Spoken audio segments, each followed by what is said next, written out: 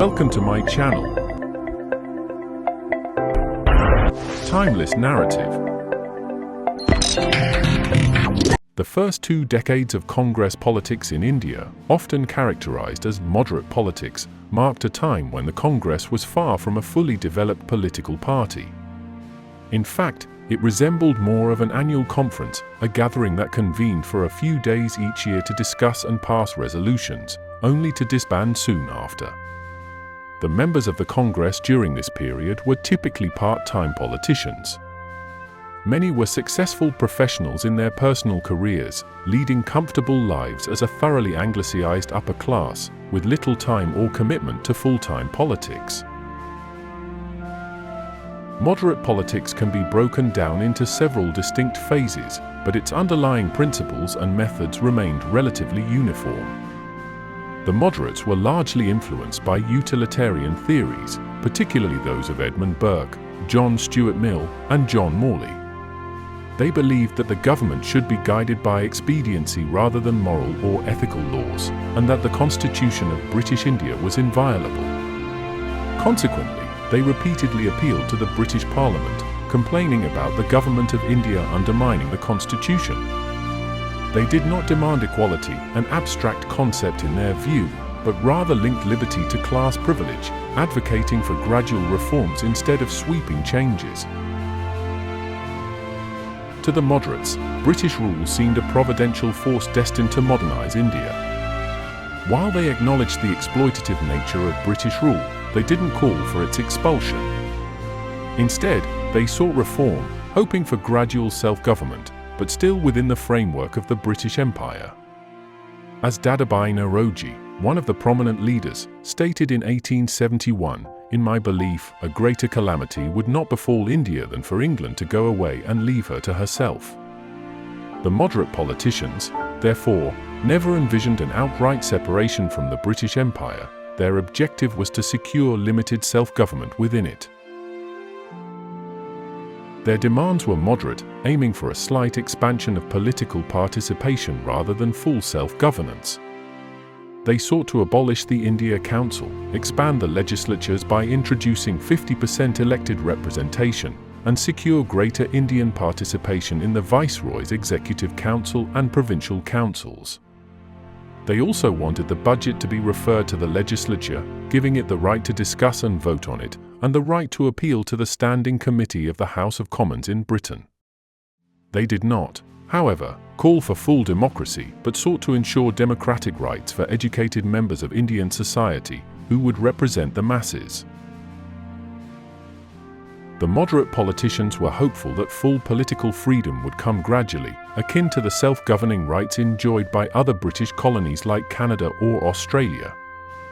Their faith in the British system led them to expect eventual recognition as partners within the empire, granting them the rights of full British citizenship. However, the response they received was far from what they had anticipated. Lord Cross's Act, or the Indian Council's Amendment Act of 1892, introduced only marginal expansions in the legislative councils, which were formed through selection rather than election. The legislative council's powers were limited to discussions without the ability to vote, and the British government retained the authority to legislate without referring to the councils. The reforms the moderates had called for were mostly unmet. On the administrative front, the moderates demanded the Indianization of the civil services. They argued that an Indianized civil service would be more responsive to Indian needs and help stop the drain of wealth due to the salaries and pensions of European officers. They also wanted simultaneous civil service examinations in India and London, as well as the raising of the age limit for these exams. However, British officials like Charles Wood opposed this, citing the lack of training institutions in India. While there was some movement on these demands, they were mostly thwarted by the British government. Another key issue for the moderates was military expenditure. The British Indian Army was involved in imperial wars across the globe, particularly in Africa and Asia, which put a heavy financial burden on India. The moderates argued that this expenditure should be shared more equitably with the British government, and they demanded more Indians be appointed to higher ranks in the army. these demands were rejected outright, and the British government only agreed to a minimal share of the military costs.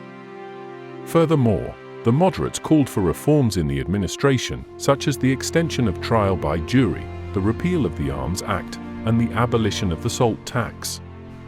However, none of these proposals were considered by the colonial administration. Despite these repeated setbacks, the moderates made a significant contribution to the nationalist movement by developing an economic critique of colonialism, which would later become central to the movement's ideology. This economic nationalism focused on the link between Indian poverty and British exploitation. Figures such as Dadabhai Naoroji, Justice M.G. Ronaday, and R.C. Dutt were instrumental in articulating this critique, which argued that British colonialism had transitioned from direct exploitation through plunder to more sophisticated methods like free trade and foreign capital investment. India became a supplier of raw materials and a consumer of British manufactured goods, thus creating a dependent agrarian economy. The key theme of their economic nationalism was the drain theory, which argued that India's wealth was being drained to Britain through military charges, home charges, and the expatriation of profits. This theory, particularly Naoroji's calculations, showed that India was being impoverished by the colonial system, with a huge portion of the country's revenue leaving the country.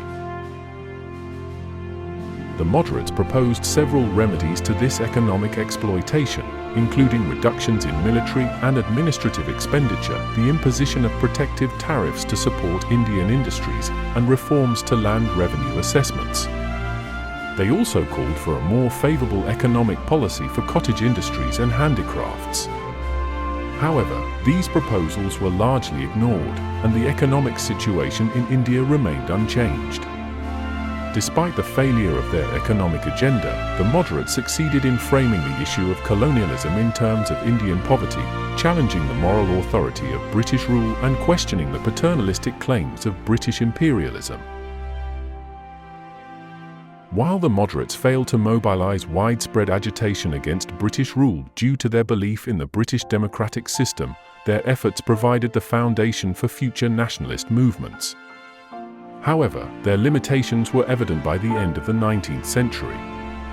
The Congress, under moderate leadership, remained largely disconnected from the masses, as its leadership was predominantly drawn from the propertied classes, lawyers, landowners, and traders. The Congress also struggled with internal contradictions, particularly its inability to represent the interests of peasants and workers.